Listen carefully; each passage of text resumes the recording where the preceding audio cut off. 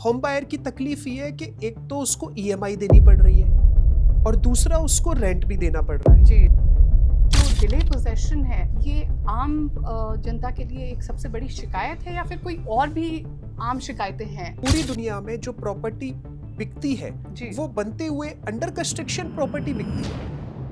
कोई भी builder promoter अपने प्रोजेक्ट को डिले नहीं करना चाहता। चाइना में जिस समय रियल एस्टेट बढ़ा था उस समय उनकी इकोनॉमी भी बहुत तेजी से बढ़ी थी। तो आपको लगता है कि डॉक्यूमेंटेशन भी एक प्रॉब्लम हो सकती है? जो लैंड है वो स्टेट का सब्जेक्ट है। अब सेंट्रल गवर्नमेंट इस पे लॉ कैसे बनाए? आपको लगता है कि सभी लोगों को ऑनलाइन होने की जानकारी है? कुछ लोग एआई को रिवॉल्यूशन बोलते हैं, नो डाउट, लेकिन मुझे लगता है रियल एस्टेट सेक्टर में रेरा एक अपने आप में बहुत बड़ी रिवॉल्यूशन और क्रांति है। एक आम आदमी इन्वेस्ट करता है घर में, वो है इमोशंस। ना तो उनमें कोई मैप होता है, ना उनका लैंड टाइटल क्लियर होता है, ना उनमें रेरा होता है। जिस पे सुप्रीम कोर्ट ने बोला है कि रेरा को अबॉलिश कर देना चाहिए अगर रेरा का मकसद सिर्फ डेवलपर्स को प्रोटेक्ट करने का ही है। One jacket fits to all, वो पॉसिबल नहीं हो सकता। Is that the reason investors खुश नहीं होते हैं रेरा से? अर्बन पॉपुलेशन कुछ 40-45 करोड़ है जी। और अगले 20 साल में वो 80 करोड़ 60-70 हजार लाख रुपए तक भी कमाते हैं, तब भी उनके लिए घर आज अवेलेबल नहीं। नमस्कार, मैं हूं निशा पंत और आप देख रहे हैं व्हाट मैटर्स विद निशा पंत। घर खरीदना सिर्फ एक ट्रांजैक्शन नहीं होता, it's an emotion, a life decision. जब ड्रीम होम डिले हो जाता है, डिस्प्यूट और फाइनेंशियल स्ट्रेस में बदल जाता है, तब सवाल उठते हैं सिस्टम पर। रियल एस्टेट सेक्टर को ट्रांसपेरेंट और अकाउंटेबल बनाने के लिए भारत में रेरा लॉ लाया गया। एम बिल्कुल साफ था, होम बायर्स को प्रोटेक्शन, बिल्डर्स को डिसिप्लिन और मार्केट में ट्रस्ट बिल्ड करने का। लेकिन हाल ही खबरों में सुप्रीम कोर्ट की स्ट्रॉन्ग ऑब्जर्वेशन सामने आई, जहां रेरा की इफेक्टिवनेस पर गंभीर सवाल उठाए गए। क्या रेरा ग्राउंड रियलिटी में काम कर रहा है? क्या होम बायर्स को सही राहत मिल रही है? और सबसे ज़रूरी, अर्बन प्लानिंग, ट्रांसपोर्टेशन और हाउसिंग जैसे बड़े मुद्दों से रेरा कैसे जुड़ता है? इन सभी पहलुओं पर बात करने के लिए आज हमारे साथ जुड़ रहे हैं रेरा के एक्सपर्ट। नमस्कार Gaurav ji, welcome to the show. नमस्ते Nisha ji. Gaurav ji, real estate regulation and development act 2016 RERA ji, क्यों लाया गया था ये? आप सभी को नमस्कार। निशा जी, बेसिकली जो अगर हम रेरा की बात करें तो रेरा रियल एस्टेट सेक्टर का रेगुलेटर है जी। Real estate regulatory authority. पिछले काफ़ी समय से या post independence real estate sector में कोई भी रेगुलेटर नहीं था, कोई रेगुलेटरी या मॉनिटरिंग एजेंसी नहीं थी रियल एस्टेट सेक्टर को लेकर। राइट। जैसे कि अगर आप देखते हैं, एक आम आदमी को भी पता है, आपको भी पता है कि बैंक्स के लिए जो रेगुलेटरी एजेंसी है वो आरबीआई है और इंश्योरेंस सेक्टर के लिए जो रेगुलेटरी एजेंसी है वो आईआरडी है। लेकिन रियल एस्टेट सेक्टर के लिए कोई भी रेगुलेटिंग एजेंसी नहीं थी। और अच्छा, दिक्कत कहाँ आती थी कि जो लैंड है वो स्टेट का सब्जेक्ट है। अब सेंट्रल गवर्नमेंट इस पे लॉ कैसे बनाए? तो काफ़ी ब्रेनस्टॉर्मिंग के बाद ministry of housing and urban affair, MoHUA ने एक, जो कि सेंट्रल गवर्नमेंट की मिनिस्ट्री है, उन्होंने एक लॉ फ्रेम किया ट्रांसफर ऑफ कॉन्ट्रैक्ट्स, प्रॉपर्टी वगैरह को लेकर, the real estate regulation and development act 2016 RERA. और स्टेट गवर्नमेंट्स को, क्योंकि ये एक तरीके से डेलीगेटेड लेजिस्लेशन है, अगर मैं डेलीगेटेड लेजिस्लेशन की बात करूं तो स्टेट गवर्नमेंट को पावर दी कि आप इंफ्रास्ट्रक्चर बनाइए अपनी स्टेट्स के अकॉर्डिंगली, जो जैसे करना है। आप रेगुलेटरी अथॉरिटी बनाइए, रूल्स रेगुलेशंस बनाइए, ट्राइब्यूनल बनाइए, तो ये सारी चीजें आप फ्रेम करिए। तो 2016-17 में ये सब कुछ हमारा इंफ्रास्ट्रक्चर बना था रेरा को लेकर, रियल एस्टेट को लेकर। और तब से अभी तक करीब 8-9 साल हो चुके हैं रेरा के रियल एस्टेट सेक्टर में। तो ये कानून इस वजह से लाया गया और इसका मुख्य उद्देश्य था, अगर हम मेन ऑब्जेक्टिव जो था वो था कि कहीं ना कहीं ट्रांसपेरेंसी और एक आम आदमी को पता हो कि उसके क्या राइट्स हैं, क्या चीजें हैं। तो ये मेन ऑब्जेक्टिव था रेरा को लाने का। जी, तो गौरव जी, बेसिकली ये जो एक्ट है वो इंश्योर करता है कि एक टाइमली कंप्लीशन जो हो प्रोजेक्ट का, और बायर को जो है वो टाइम पर अपना प्रोजेक्ट हैंड ओवर किया जा सके।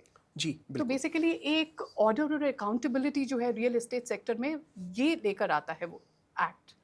Definitely right. क्योंकि आप ये, जैसे अभी आपने कहा कि घर खरीदार के लिए, होम बायर के लिए सबसे मुख्य उद्देश्य ये था या मेन ऑब्जेक्टिव था कि जो घर उसने बुक कराया है, ठीक है, उसकी डिलीवरी हो टाइमली, उसका पोजेशन हो, राइट। और बाकी सब चीज़ें ठीक है, ट्रांसपेरेंसी हो, वो सब कुछ अच्छी बात है। लेकिन आज जैसे सपोज कीजिए मैंने किसी बिल्डर के यहाँ पे कोई फ्लैट, अपार्टमेंट, जी। शॉप, प्लॉट बुक कराया, ठीक है, तो और उन्होंने मुझे कमिट किया कि 4 साल में, 5 साल में हम इसका पोजेशन देंगे आपको, पोजेशन ऑफर करेंगे, पोजेशन डिलीवर करेंगे आपको।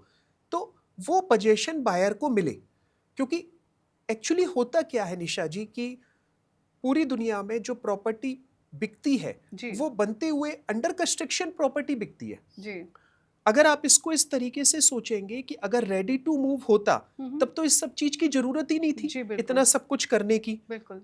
क्योंकि अंडर कंस्ट्रक्शन प्रॉपर्टी बिकती है। आज होता यह है कि बिल्डर अपना जमीन वगैरह लेता है, मैप सैंक्शन कराता है, उसके बाद फिर आपका रेरा रजिस्ट्रेशन लेता है, तब प्रोजेक्ट लॉन्च करता है। जी। जी, बिल्कुल। उसके बाद अपना सेल वगैरह शुरू करता है, कंस्ट्रक्शन एंड डेवलपमेंट शुरू करता है, कंप्लीशन लेके फिर बायर को हैंड ओवर करता है। जी। तो ये एक प्राइमरी ऑब्जेक्टिव था जी। कि लोगों को जो घर का पोजेशन है वो टाइम से मिले। जी, बिल्कुल।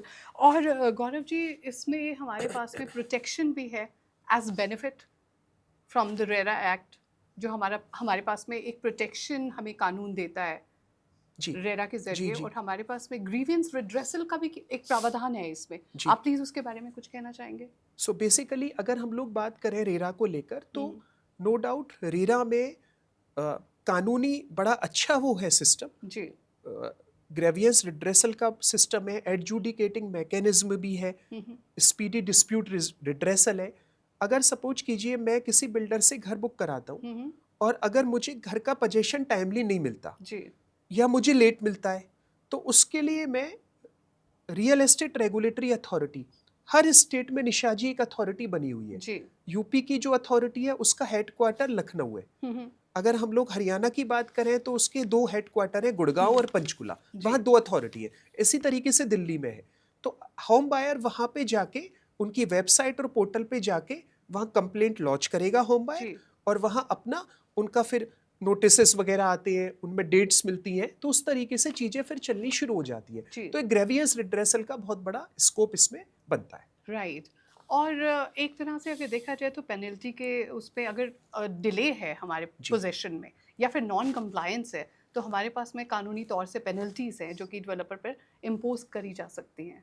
जी, और डेफिनेटली। एक स्टैंडर्ड प्लान, पेमेंट प्लान भी है जिससे हम सुरक्षित कर सकते हैं अपने होम बायर्स को। हाँ, मैं पहले आपके क्वेश्चन का जवाब देता हूँ। जी। आपके 2 क्वेश्चन हो गए बेसिकली निशा जी।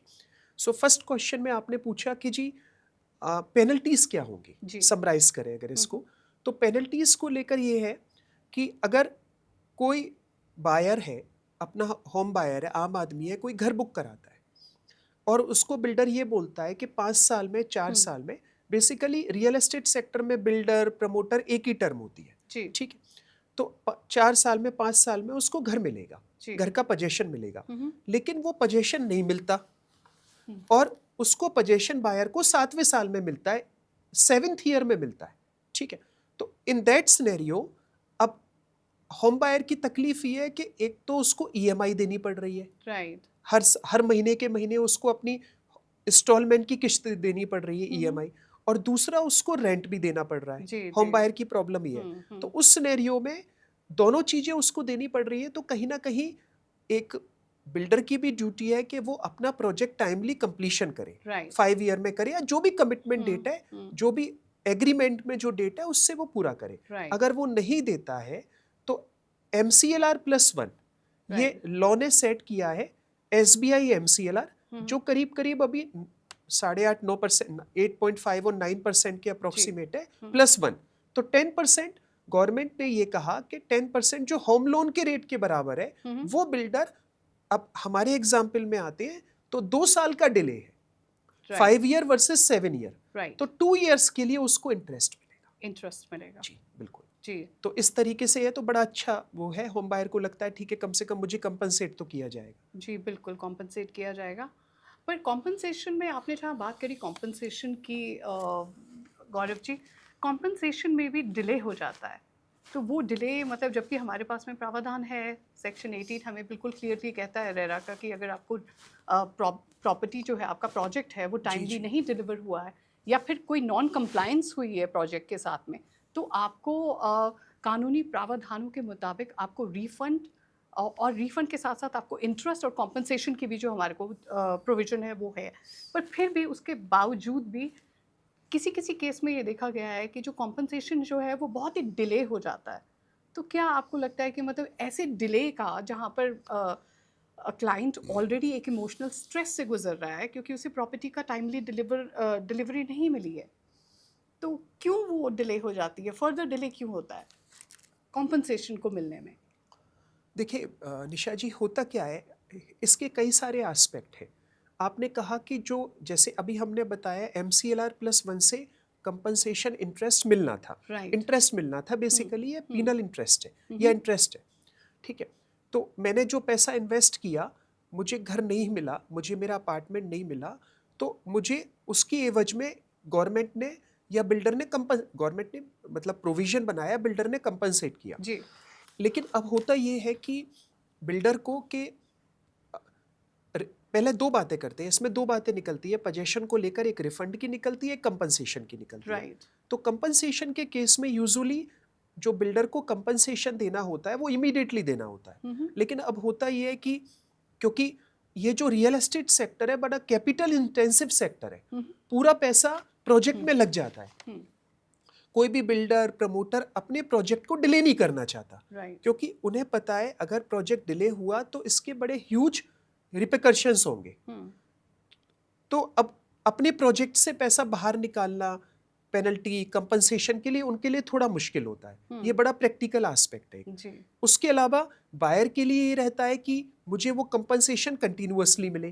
कई बार बिल्डर की तरफ से ऑफर ये होता है कि आप पोजेशन पे हम आपको ये सेटल कर देंगे। जब जैसे हमारे एग्जाम्पल में हम आते हैं तो 7 ईयर्स में जब बायर को पोजेशन मिला तो वो जो भी लेना देना होता है वो उस समय सेटल कर दिया।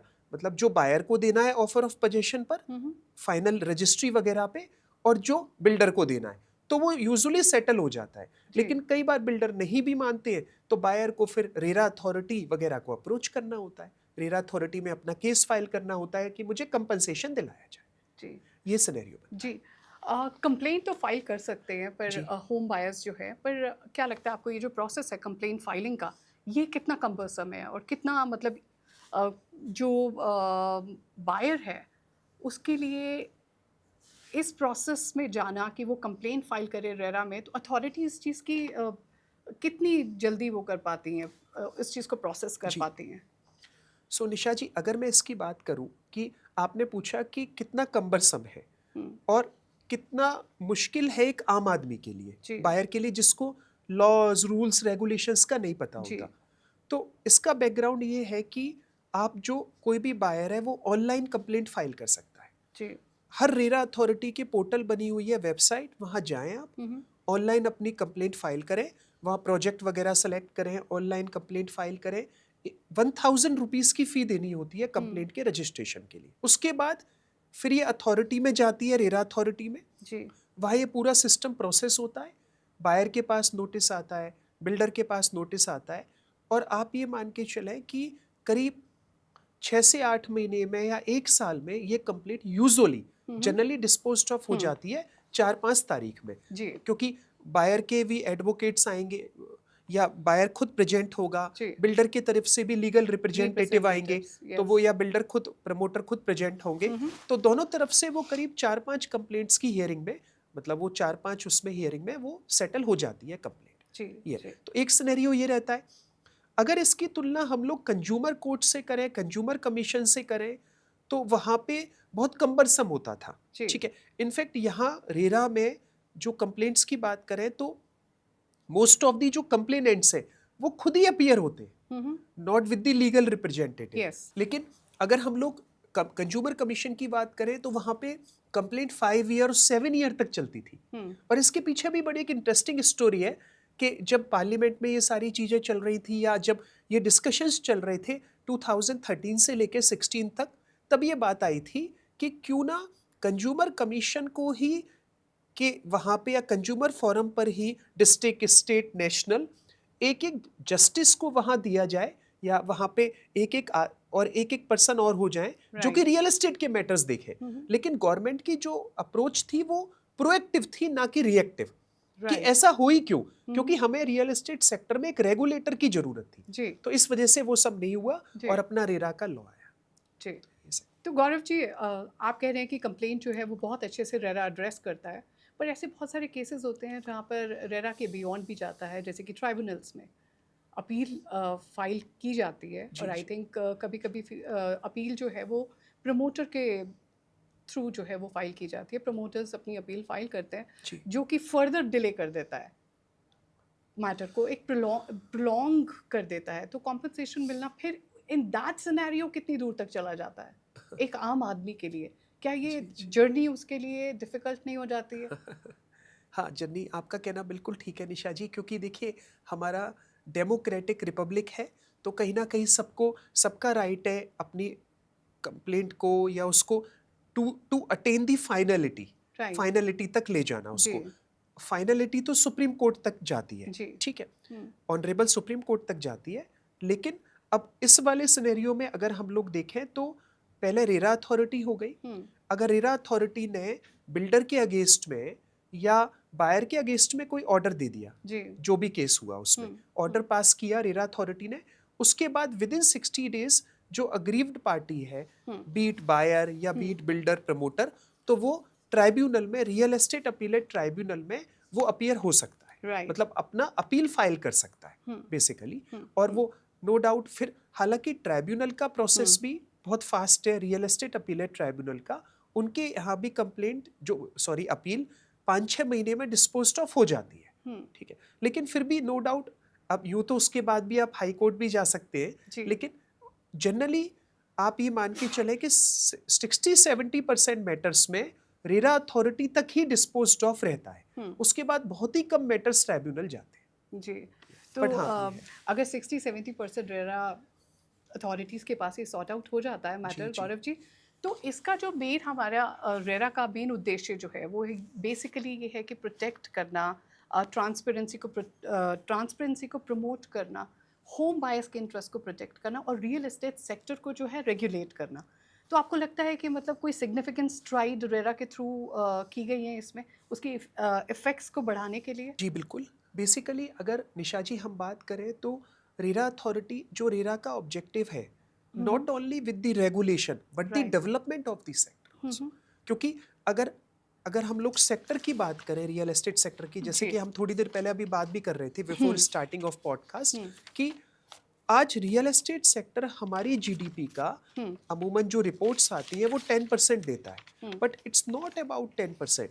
रियल एस्टेट सेक्टर या रियल एस्टेट इंडस्ट्री हमारी एंटायर जीडीपी का 45% देती है। जी। वो कैसे? 250 इंडस्ट्रीज डायरेक्टली और इनडायरेक्टली एसोसिएट होती है इस सेक्टर से। हम्म। आप एक ग्रुप हाउसिंग बनाइए, ग्रुप हाउसिंग बनाने में एक पूरा इकोसिस्टम बन जाता है, जी। एक पूरा जहाज की तरीके से रहता है कोई भी ग्रुप हाउसिंग।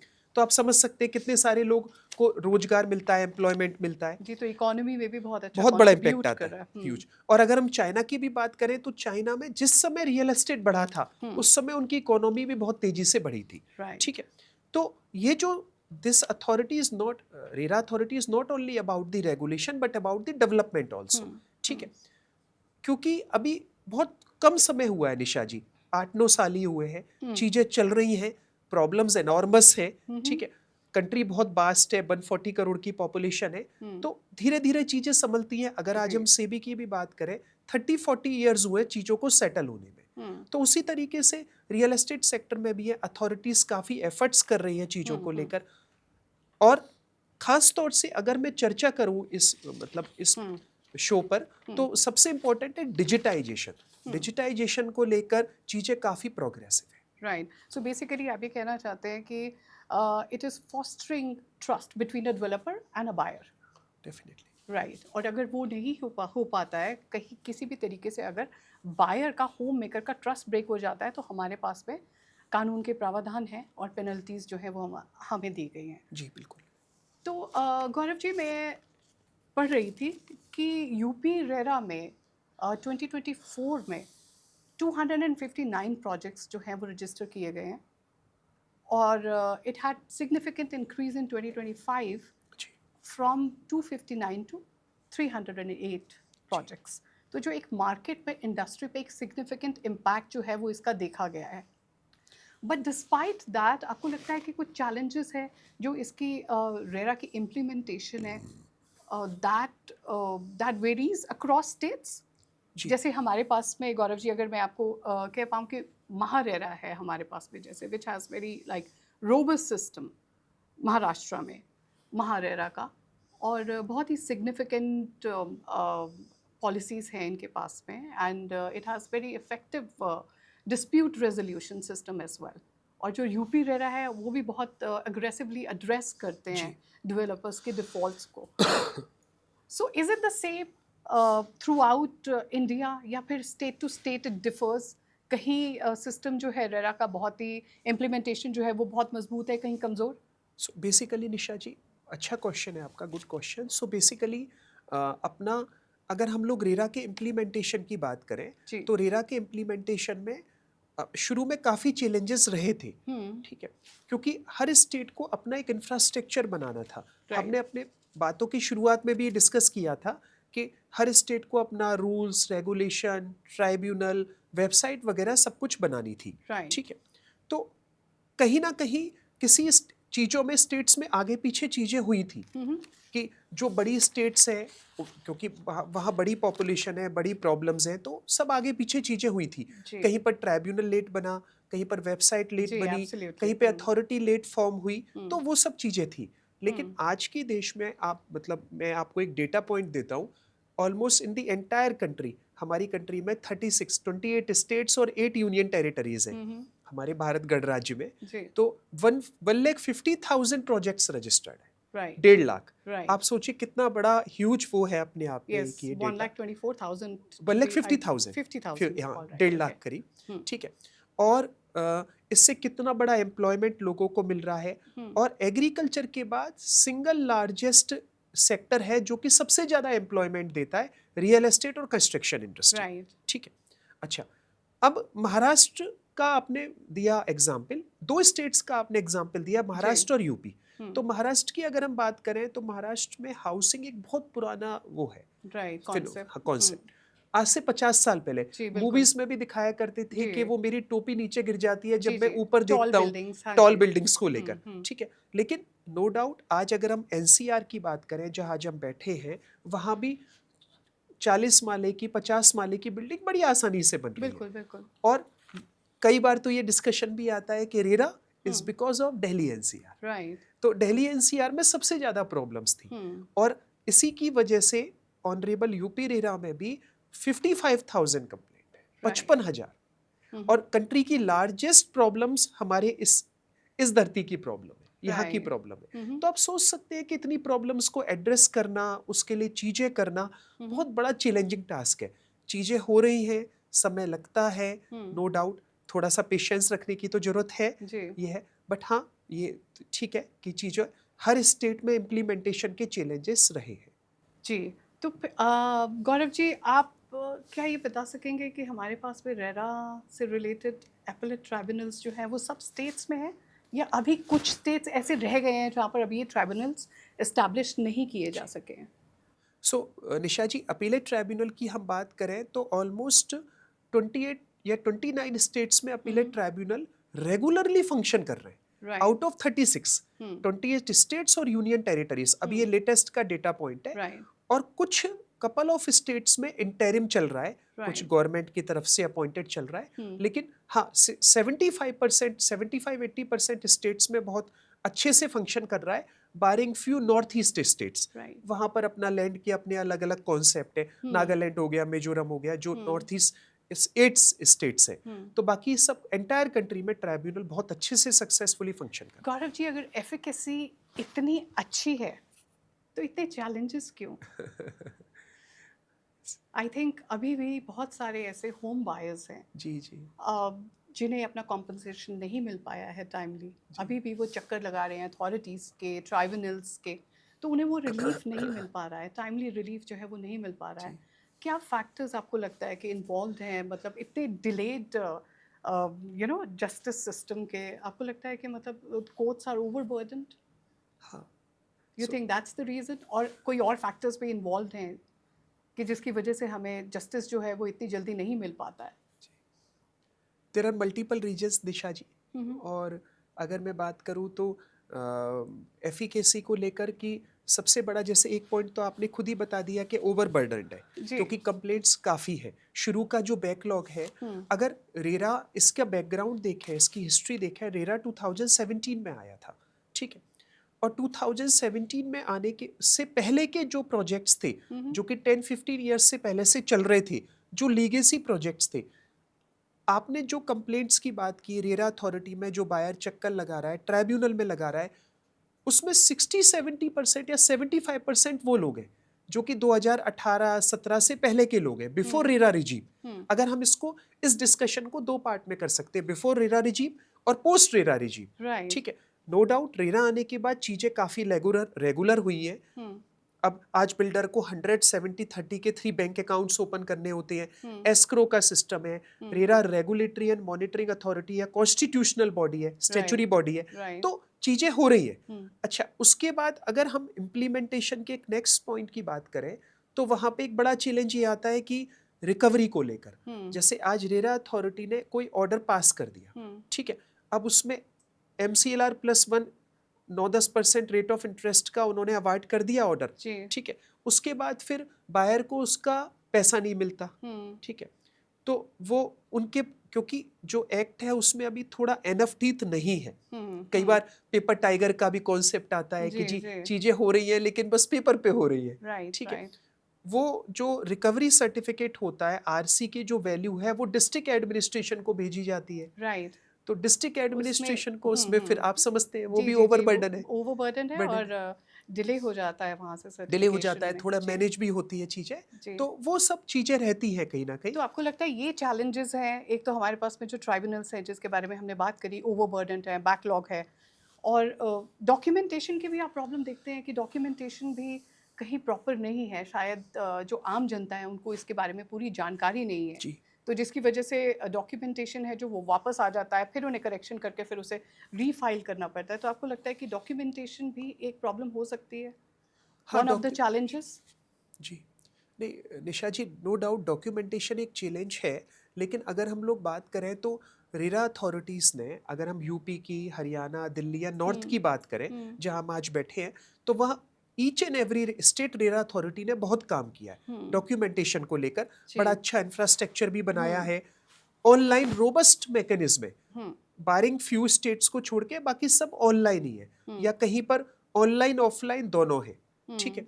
और उन्होंने काफ़ी नोटिफिकेशन, सर्कुलर्स वगैरह भी निकाले हैं। आप उनकी वेबसाइट पे जाएंगे तो वहाँ सब कुछ यूजर फ्रेंडली है काफ़ी, लेकिन फिर भी कई बार होता है डॉक्यूमेंटेशन को लेकर चैलेंजेस आते हैं, लेकिन वो चीज़ें भी अब धीरे धीरे ओवरकम हो रही हैं। अपना अवेयरनेस ड्राइव वगैरह भी चलती है। भारत देश में आपको लगता है कि सभी लोगों को ऑनलाइन होने की जानकारी है, टेक्निकल नॉलेज आपको लगता है? ठीक है, वो प्रॉब्लम है, that can create like an problem additional है, हर्डल। बेसिक यस, प्रॉब्लम है। यस। लेकिन अब निशा जी सबसे बड़ी बात है कि देखिए, आप आज की डेट में करीब 150 करोड़ मोबाइल्स हैं जी। आज आपके, एक पर्सन के पास 2-3 मोबाइल हैं, तो आप इजीली आप अपने कहीं भी जाए बिना मोबाइल पर ही कर सकते हैं। और that too in most of the RERA authorities जो कंप्लेंट्स की हियरिंग है वो ऑनलाइन है, आपको अथॉरिटी नहीं जाना। यस। आपको घर की डेस्क पे बैठ के, घर पे बैठे हैं आप, ऑफिस में बैठे हैं, अपने गांव में हैं, शहर में है, जहां कहीं भी है, आप वर्क फ्रॉम होम भी कर रहे हैं, तो वहां से आप अपनी कंप्लेंट कर सकते हैं। Yes, I quite agree with you Gaurav ji. पर मुझे ऐसे लगता है कि हमारी बातचीत से जितना मैं समझ पाई हूँ, मुझे ऐसे लगता है कि सबसे बड़ा चैलेंज जो है वो है जागरूकता। आई थिंक किसी भी विषय के बारे में होम बायर्स जो हैं वो प्रॉपर्टी खरीदने जाना चाहते हैं, प्रोजेक्ट में इन्वेस्ट करते हैं बिना ये जाने कि वो प्रोजेक्ट रजिस्टर्ड है, रजिस्टर्ड नहीं है, उस प्रोजेक्ट का सही समय पर एडवर्टाइजमेंट किया जाना लीगल है या इलीगल है। मुझे ऐसा लगता है जागरूकता जो है वो एक बहुत बड़ा कारण है जिसकी वजह से लोगों को रियल एस्टेट प्रोजेक्ट्स में जो है वो सफ़र करना पड़ता है।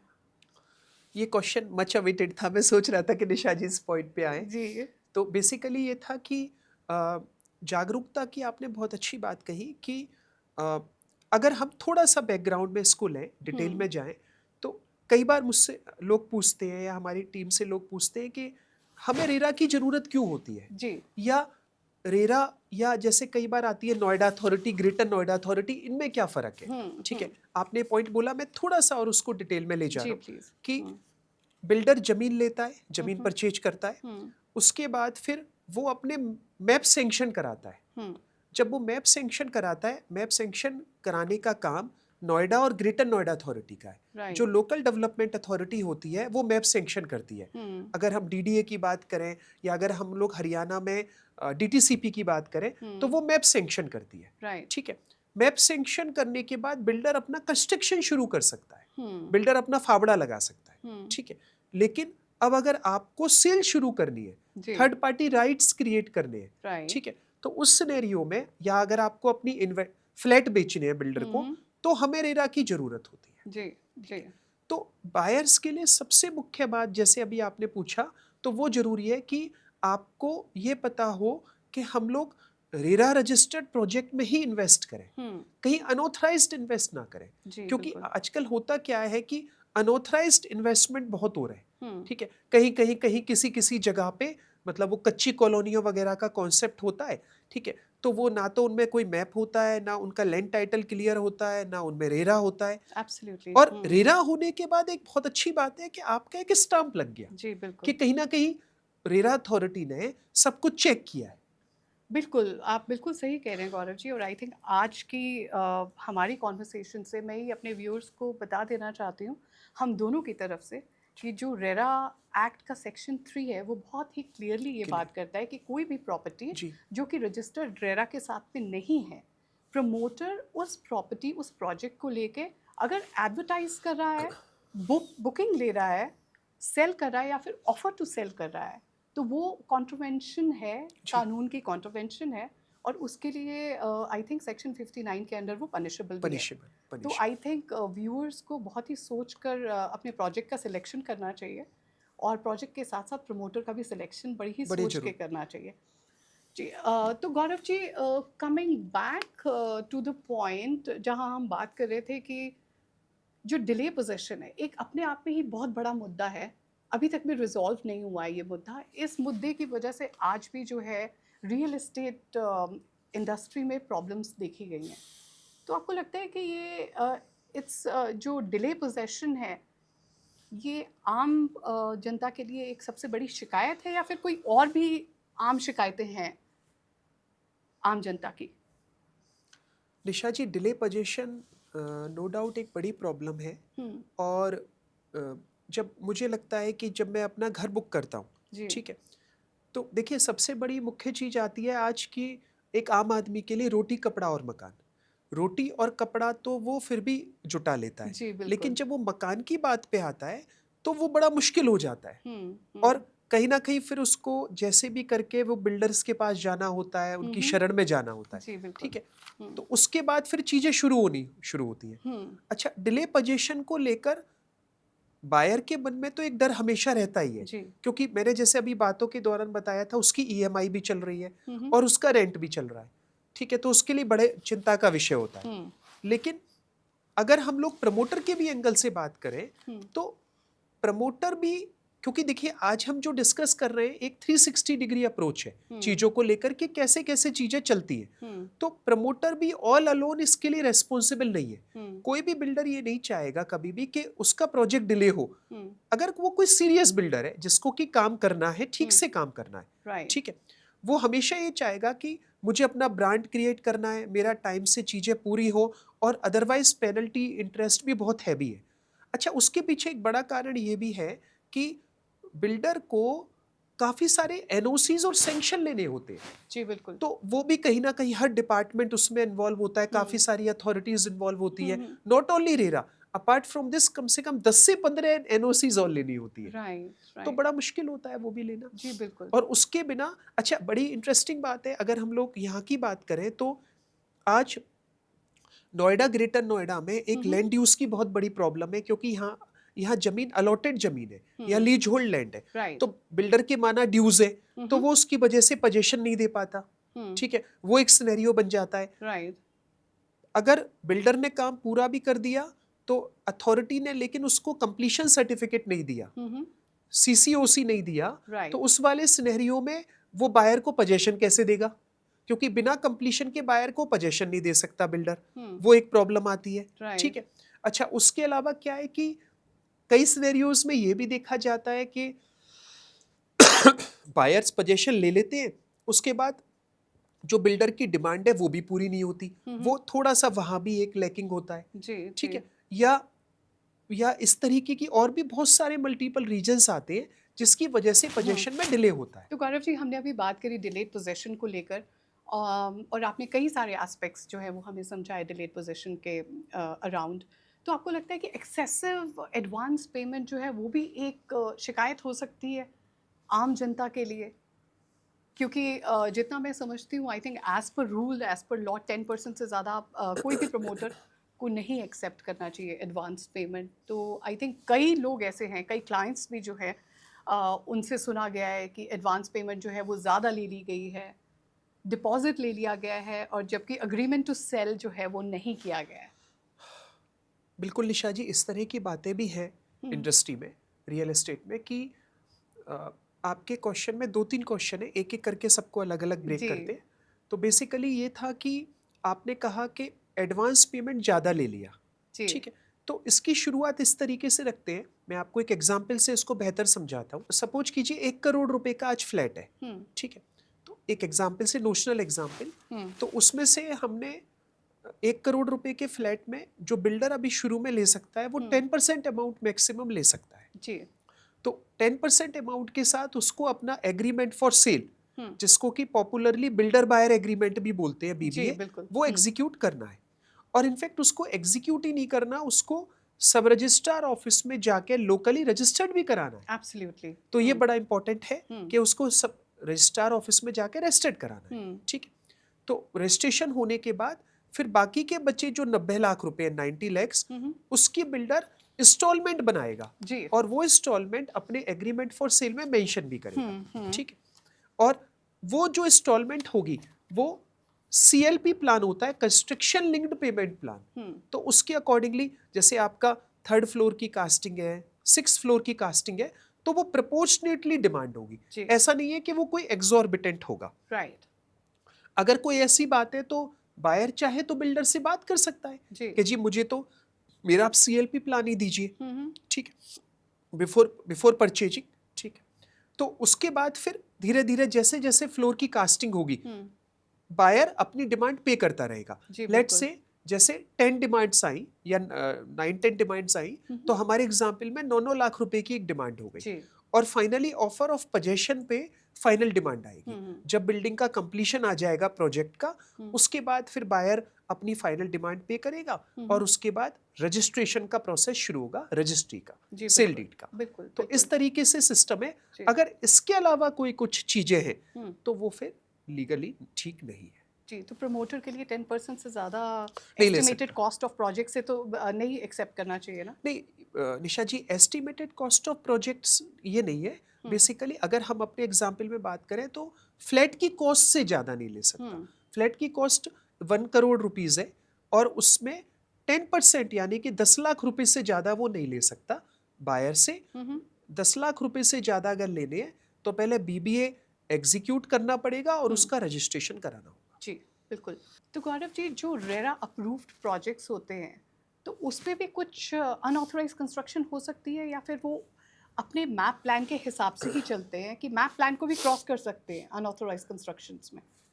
हाँ निशा जी, बेसिकली अगर मैं आपके क्वेश्चन को बिल्कुल यस और नो में दूं तो नो। ओके। हाँ, क्योंकि देखिए रेरा से पहले भी, रेरा अथॉरिटी में जाने से पहले आपको मैप सैंक्शन कराना होगा, नक्शा पास कराना होगा बिल्डर को। जी। तो जो मैप सैंक्शन होता है वो बिल्डिंग बाईलॉज के अकॉर्डिंगली होता है, ठीक है। और उस पे अपना जो भी लोकल डेवलपमेंट अथॉरिटी है जी। वो आप स्टाम्प लगाती है कि हाँ जी ये मैप सैंक्शन हो गए, उसके अकॉर्डिंगली बिल्डर को अपना कंस्ट्रक्शन पूरा करना है। लेकिन अब उसके बाद भी प्रॉब्लम ये रहती है कि जैसे आपका मैप सैंक्शन हुआ, फिर रेरा रजिस्ट्रेशन हो गया। कुछ केसेस में नो डाउट ये देखा गया है कि मैप सैंक्शन होने के बाद भी कुछ चीज़ें दाएं बाएं रहती हैं। कुछ कई बार इस तरह की चीज़ें आती हैं, कुछ एडिशनल फ्लैट्स का कंस्ट्रक्शन कर लिया या कुछ कहीं कहीं कुछ बना लिया, ठीक है। तो इसके लिए बहुत अच्छा चेक एंड बैलेंस ही है। जब कंस्ट्रक्शन एंड डेवलपमेंट पूरा होता है तो जो सैंक्शनिंग अथॉरिटी है जिसने आपके मैप सैंक्शन किए वो सैंक्शनिंग अथॉरिटी के जो ऑफिशियल्स होते हैं वो साइट विजिट करते हैं निशा जी। और जब वो साइट विजिट करेंगे तो उनकी निगाह में ये बात आएगी तो उस चीज़ पे रिपोर्ट लगती है। कई बार उसका डिमोलिशन भी होता है उस कंस्ट्रक्शन का, और उनको ऐसे प्रोजेक्ट को OCCC नहीं मिलता, फिर वो ऑब्जेक्शन में जाती है सारी फाइल्स। तो जैसे आपने अभी बताया था कि पोजेशन में भी डिले होता है, तो पोजेशन में डिले होने का ये भी एक बड़ा रीजन है कि प्रोजेक्ट को OCCC नहीं मिलता, कंप्लीशन सर्टिफिकेट नहीं मिलता, क्योंकि उनकी फाइल्स में कुछ ना कुछ ऑब्जेक्शन लग जाते हैं। तो ये भी एक बड़ा रीजन है, नो डाउट। तो इसके लिए तो बेटर ये है कि जो प्रमोटर है या बिल्डर है वो अपना जो मैप सैंक्शन हुआ है उसी पे अपना उसी के अकॉर्डिंगली प्रोजेक्ट अपना तैयार करे, वो सबसे इम्पोर्टेंट है। जी बिल्कुल। गौरव जी, जहाँ हम डिले की बात करते हैं पोजेशन पे, तो जब हम कभी किसी घर में इन्वेस्ट करते हैं, एक आम आदमी किसी घर में इन्वेस्ट करता है, तो वो बात सिर्फ एक प्रॉपर्टी के पोजेशन की नहीं रह जाती। आई थिंक एक जो फाइनेंसिस से भी ज़्यादा एक आम आदमी इन्वेस्ट करता है घर में, वो है इमोशंस जी।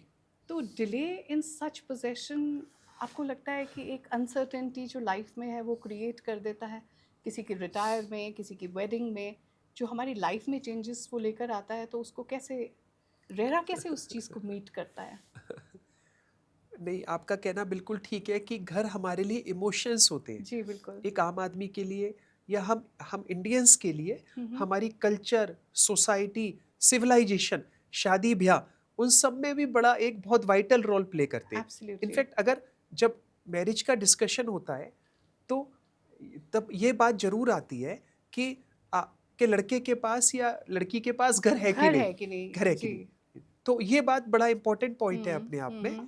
तो इस चीज को लेकर उस समय भी यही सब चीजें रहती है कि जो जब हम लोग अपना पैसा लगाते हैं किसी भी बिल्डर के यहाँ पे या घर में, तो हम पैसा नहीं लगा रहे, अपने इमोशंस लगा रहे हैं, ठीक है। और ऐसा कोई भी एक्सपीरियंस सिर्फ एक फाइनेंशियल स्ट्रेन ही नहीं हमारे ऊपर लेके आता, बल्कि एक इमोशनल स्ट्रेस, इमोशनल एंजाइटी को भी साथ में लेके आता है। करेक्ट, इमोशनल एंजाइटी को लेके आता है। और कई केसेस में तो यहाँ तक हुआ है, मैं कुछ लोगों से पीछे मिला भी था कि उनको मतलब काफ़ी सीनियर सिटीजन्स थे और वो मतलब अथॉरिटीज़ के चक्कर लगा रहे हैं, लेकिन उनको उनका घर का आशियाना या वो सब नहीं मिला, तो बहुत मुश्किल होता है।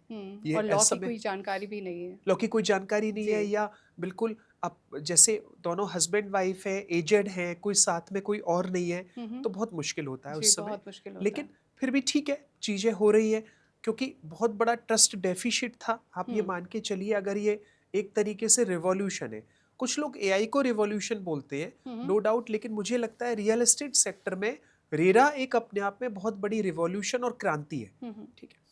अगर ये नहीं आता तो ये सेक्टर अपने आप में कहीं ना कहीं कोलैप्स के बर्ज पर था। इतनी ऐसी स्थिति हो गई थी, जो ट्रस्ट डेफिशिट था वो बहुत बड़ा था।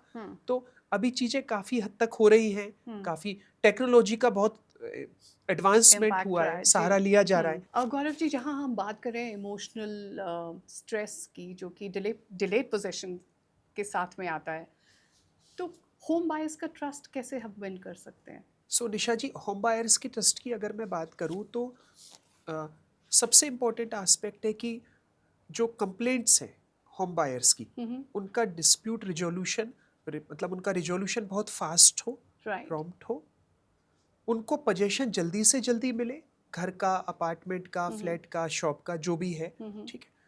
उनका अगर कोई कंपनसेशन है उसका पे आउट फास्ट हो जी। एक अवेयरनेस बने रेरा को लेकर, सब लोगों को चीजें पता चले कि अगर बिल्डर ने कोई चीज कमिट की है तो टाइमली वो बिल्डर उसकी डिलीवरी दे, जी। उसका पोजेशन कराए, उसकी सेल डीड कराए और जल्दी से जल्दी घर की चाबी दे। क्या आप बोल रहे हैं कि प्रोसीजरली जो है वो थोड़ा सा उसको प्रोसीजर। जी फास्ट कर देना चाहिए। हाँ तो आपको लगता है कि कोई जैसे 60 डेज लिमिट 40 डेज लिमिट कर देनी चाहिए कि विद इन 60 डेज जो है वो बायर को जी। रिलीफ मिलेगा। हाँ तो जी। आपको लगता है कि कुछ टाइम लिमिट है वो जो सेट कर देनी चाहिए बेटर हाँ रिलीफ नहीं, बिल्कुल होना प्रोवाइड चाहिए। करने के लिए? चार्टर फिक्स होने चाहिए। हम्म। मतलब जो भी फंक्शंस है जी। उसमें चार्टर फिक्स हो हम्म। कि 30 डेज का हो, 60 डेज का हो हम्म। या 90 डेज का हो, हम्म। वो बैठ के एक among all the stakeholders एक चार्टर फिक्स किया जा सकता है। या चूंकि इसमें आपको सेंट्रल गवर्नमेंट के पास नहीं जाना, एब्सोल्युटली। स्टेट गवर्नमेंट और रेरा अथॉरिटीज ही मिलके इसको चीजों को कर सकती है। जी। तो बेटर वे है करने का जी, चीजों को आपने लेकर। बिल्कुल ठीक कहा Gaurav ji. And I think एक कंसर्टेड जो है मूव जी वो होना चाहिए जो कि इन्वेस्टर्स, रियल्टर्स और पॉलिसी मेकर्स जी को साथ में मिलकर जो है एक हाँ मूव करना चाहिए जिससे कि जो बायर्स हैं, होम बायर्स को जल्द से जल्द रिलीफ मिल सके और उनका जो ट्रस्ट है वो जी बहुत अच्छे से रीबिल्ड किया जा सके। रिबिल्ड किया जा सके। तो गौरव जी, हमने बात करी होम बायर्स के ट्रस्ट के बारे में, तो इन्वेस्टर्स, आपको क्या लगता है कि इन्वेस्टर्स की इसमें क्या टेक है?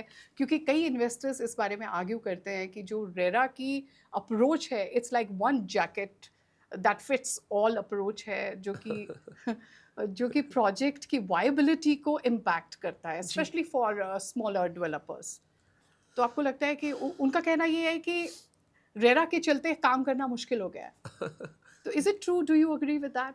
नहीं, आपका कहना बिल्कुल ठीक है कि कहीं ना कहीं इन्वेस्टर्स को प्रॉब्लम आई है। जी। तो अगर मैं इन्वेस्टर का मतलब मैं आपको बताऊं तो बेसिकली अगर मुझे घर लेना है तो मैं एंड यूज़र हो गया। लेकिन अगर किसी के पास जो एक्सेस सरप्लस मनी है या जो बड़ी कंपनीज हैं या जो HNIs हैं, तो वो अपने आप में इन्वेस्टर्स का काम करते हैं। जी। ठीक है, जो कि अपना काफ़ी शॉप्स वगैरह लेते हैं, प्लॉट लेते हैं, अपार्टमेंट्स लेते हैं, तो वो इन्वेस्टर की कैटेगरी हो गई। ठीक है, नो डाउट उनको ये प्रॉब्लम बड़ी रहती है क्योंकि स्ट्रिंजेंट चीज़ें बन चुकी हैं। ठीक है, एब्सोल्युटली। कई बार इस सब के चलते हुए प्रोजेक्ट कंप्लीट भी नहीं हो पाते हैं। ठीक है, या जैसे अभी आपने बताया तो एक बड़ी इंटरेस्टिंग चीज़ इसमें आती है कि एक बड़ा अच्छा एग्जाम्पल है कि जो एग्रीमेंट फॉर सेल BBA का गवर्नमेंट ने नोटिफाइड फॉर्मेट दिया हुआ है, राइट।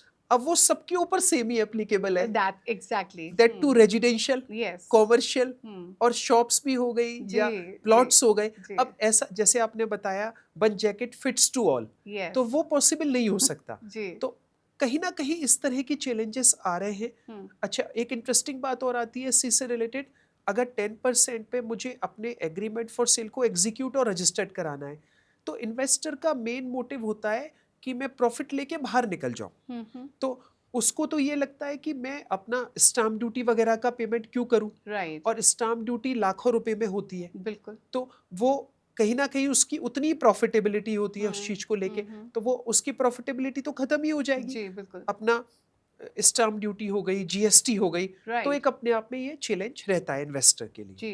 जी। तो भी धीरे धीरे चीजें होंगी, देखिए हर किसी के लिए नहीं हो सकता। तो ये बेसिकली जो इस लॉ का मेन मोटिव था वो रेगुलेशन एंड डेवलपमेंट भी था।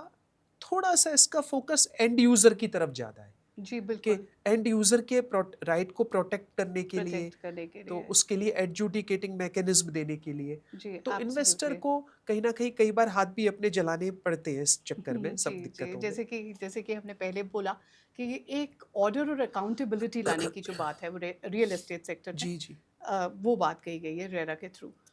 गौरव जी, आपने सुना होगा अभी रिसेंटली सुप्रीम कोर्ट ने बहुत ही स्ट्रिक्ट कमेंट्स पास किए हैं जी in state of Himachal Pradesh versus Naresh Sharma. Special leave petition में जो है ये है कमेंट्स दिए गए हैं जिसमें सुप्रीम कोर्ट ने बोला है कि रेरा को अबॉलिश कर देना चाहिए। अगर रेरा का मकसद सिर्फ डेवलपर्स को प्रोटेक्ट करने का ही है, प्रमोटर्स को ही प्रोटेक्ट करना है, तो इसको अबॉलिश कर देना चाहिए। जी जी जी तो वो इसके what do you have to say for that?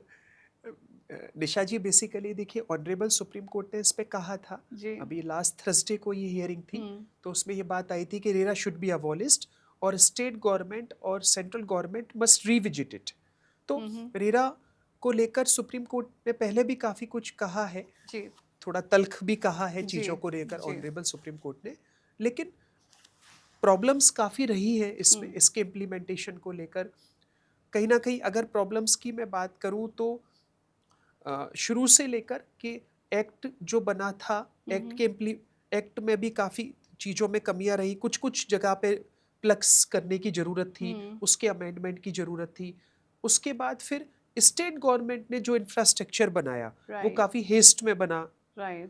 और वो बना भी तो उसमें भी कुछ ना कुछ कमियां रही। उसके बाद जब रेरा अथॉरिटीज़ की बात करें तो वहाँ भी एनफ मैन पावर की प्रॉब्लम रहती है, या वहाँ पे जो ऑफिशियल्स का अपॉइंटमेंट होता है चेयरमैन्स का या मेंबर्स का, उसमें भी टाइम डिले होता है कई बार पोस्ट भी वेकेट रहती है। उसके बाद अगर हम लोग होम बायर्स की बात करें, क्योंकि प्रॉपर इंफ्रास्ट्रक्चर नहीं है, मैन पावर की कमी है, तो टाइमली चीज़ें होने में समय लगता है। कई बार जो कंप्लेंट्स वगैरह हैं वो खिंचने में बहुत समय लग जाता है, मतलब उनमें काफ़ी टाइम टेकिंग रहती है वो कंप्लेंट्स। ठीक है, उसके बाद उनका एग्जीक्यूशन नहीं हो पाता। जैसे अभी हमने पीछे डिस्कस किया, वो सारी आरसी डिस्ट्रिक्ट एडमिनिस्ट्रेशन के पास जाती है। Right. ठीक है, कई बार कुछ कहना चाहिए स्टेट गवर्नमेंट का या पॉलिटिशियंस का कई बार इन्फ्लुएंस भी रहता है कुछ चीज़ों पे। तो ओवरऑल एक सिनेरियो मिला के ये एकदम से सब चीज़ें जब एक एक्सप्लोड की सिचुएशन आ जाती है, तो वो था नो डाउट इस एक्ट का मैंडेट बहुत अच्छा था। और सबसे बड़ी इंपॉर्टेंट बात यह है कि जैसे बहुत सारे जो रेगुलेटर हैं वो डायरेक्टली पब्लिक से कनेक्ट नहीं करते, Right. लेकिन रेरा अथॉरिटी एक ऐसा रेगुलेटर है जो एक आम आदमी से कनेक्ट करता है। आप आरबीआई की बात करें तो आरबीआई का आम आदमी की जिंदगी पे कोई इम्पैक्ट नहीं है। ठीक है, बैंकिंग सेक्टर का रेगुलेटर है, लेकिन आरबीआई डायरेक्टली कोई कंप्लेंट तो नहीं सुन रहा, लेकिन रेरा तो डायरेक्टली मेरी, आपकी, सबकी कंप्लेंट सुनता है। पर कि अगर गौरव कोई जी, सुप्रीम कोर्ट का इतनी स्ट्रिक्टली कह देना कि आप जो है वो प्रमोटर की डिफ़ॉल्ट्स को कवर कर रहे हैं, उनको फैसिलिटेट कर रहे हैं, और जो होम बायर के स्ट्रगल्स को है उसको प्रोलॉन्ग कर रहे हैं। So I think that reflects a lot in itself, right? Right. And आपको क्या लगता है ये सिस्टम के डिफ़ॉल्ट को दिखाता है कहीं ना कहीं कि somewhere the system is not Appropriate. It's not functioning Functioning. Well? हाँ, फंक्शनिंग यस।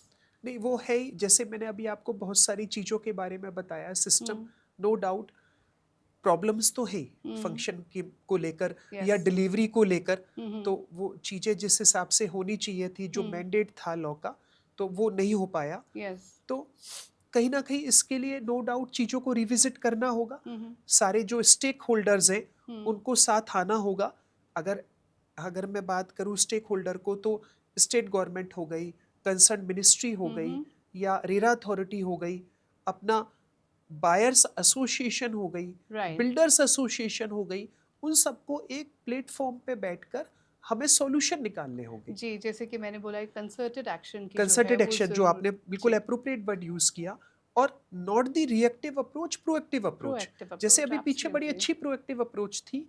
अगर हम लोग यूपी रेरा की बात करें तो उन्होंने बड़ा रिहेबिलिटेशन की विंडो चलाई थी कि हम प्रोजेक्ट को रिहेबिलिटेट करेंगे। तो rather than customer buyer coming to us, मतलब वो कंप्लेंट के तौर पे ना आए, क्योंकि एक कंप्लेंट होना उसमें पूरा बहुत लंबा सिस्टम चलता है। जी, तो हम उसको प्रोजेक्ट को ही रिहेबिलिटेट करें, राइट। हैंड होल्डिंग करें। तो वो सब चीजें थी, लेकिन अभी जी, ठीक है तो Gaurav ji, you been with the leading news channels, जी। What should be RERA 2.0?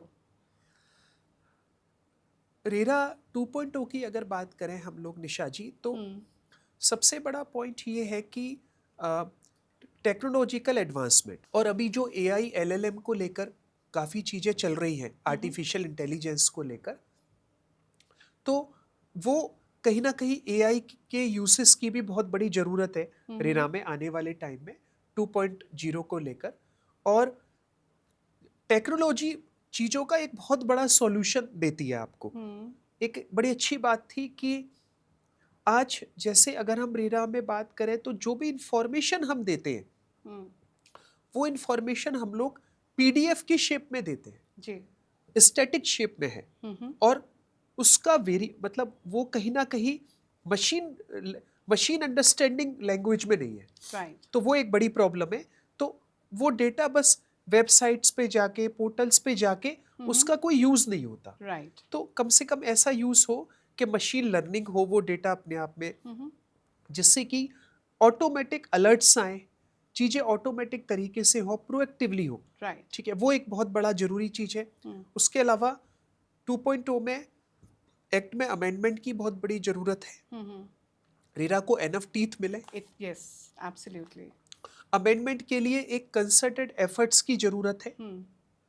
जितने भी स्टेक होल्डर हैं उनसे कंसल्टेशन हो, जैसे अभी हमने डिस्कस किया, और उस कंसल्टेशन के बाद सेंट्रल गवर्नमेंट जल्दी से जल्दी वो एक्ट अपना इम्प्लीमेंट कराए, उस एक्ट को पार्लियामेंट में पास कराए। जी। तो वो एक होना बहुत ज़रूरी है अपने आप में। जी। और उसके अलावा अपना जो ट्रांसपेरेंसी है और अच्छा, मतलब ये चार्टर, जैसे अभी पीछे चार्टर की बात थी कि चार्टर फिक्स हो फंक्शंस को लेके कि ये मैटर इतने टाइमलाइन में होगा, ये मैटर इतने टाइमलाइन में होगा। तो ये कुछ चीज़ें हैं जो अगर हो पाती हैं तो उससे काफ़ी बेटर रिलीफ मिलने की उम्मीद है। जी। ट्रांसपेरेंसी को जो है वो बेहतर बनाया जाए, उसे ज़्यादा से ज़्यादा प्रमोट किया जाए।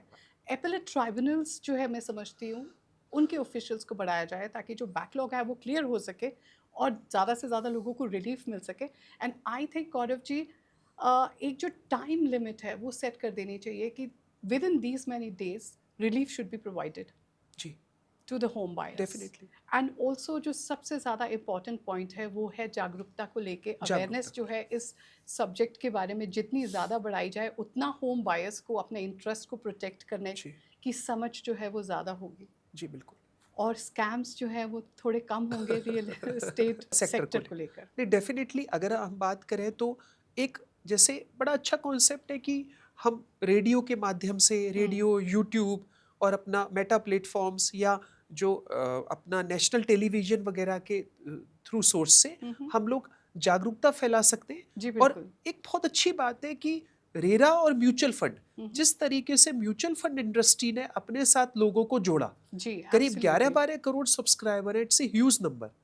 तो उसी तरीके से हम म्यूचुअल फंड इंडस्ट्री से ये इंस्पिरेशन ले सकते हैं कि रियल एस्टेट भी इस तरीके से कुछ करे कि एक जी। आम आदमी तक भी हो कि हाँ, मतलब मेरे लिए बहुत एक अच्छा वो है अपने आप में। आपने बहुत अच्छी बात करी। आई थिंक म्यूचुअल फंड के Industry. बारे में आप बात कर रहे हैं, और आई थिंक प्रोजेक्ट फाइनेंसिंग की अगर बात करते हैं तो आपको लगता है कि ये एक रीज़न है जिससे इन्वेस्टर्स खुश नहीं है, because they have to create an account which is going to be like visible to all. अपने प्रोजेक्ट के बारे में जो फाइनेंसिंग की इन्फॉर्मेशन है वो उन्हें पूरी देनी पड़ेगी।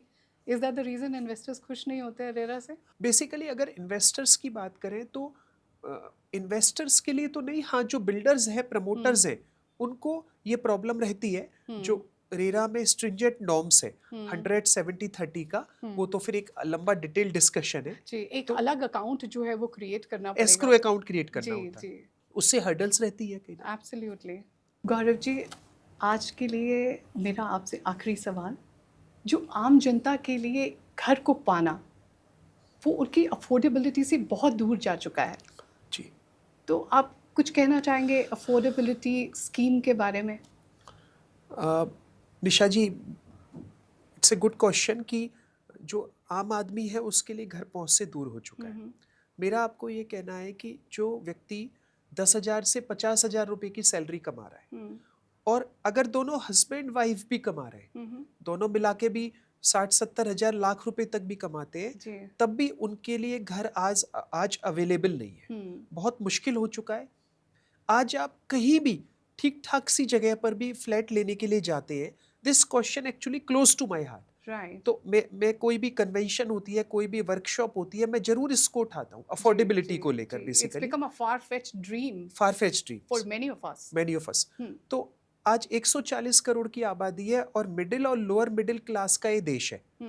तो कोई भी घर 1 करोड़ रुपए से कम का है ही नहीं, और वो उसकी पॉकेट से दूर है। ठीक है, उसकी ईएमआई इतनी हो जाती है या शुरू का अपफ्रंट पेमेंट इतना हो जाता है कि वो घर खरीद ही नहीं सकता। जी बिल्कुल। उसको फिर मजबूरी में किराए पे रहना पड़ता है, राइट। या उसको कहीं कहीं कोई कच्ची कॉलोनी में या आबादी में या कहीं इधर उधर जाके घर लेना पड़ता है। तो वो बड़ा मुश्किल हो चुका है। तो इसके लिए कहीं ना कहीं हमें, जैसे कोई हांगकांग का, ताइवान का, कोई चाइनीज मॉडल पब्लिक हाउसिंग का शायद हमें उसके लिए किसी और दिन भी पॉडकास्ट करना पड़े, जी तो वो हमें करना होगा। कहीं ना कहीं हमारे कंट्री को में गवर्नमेंट को एक स्टेक होल्डर्स के साथ एक कंसल्टेशन करना होगा कि जिससे कि लोगों को घर मिले।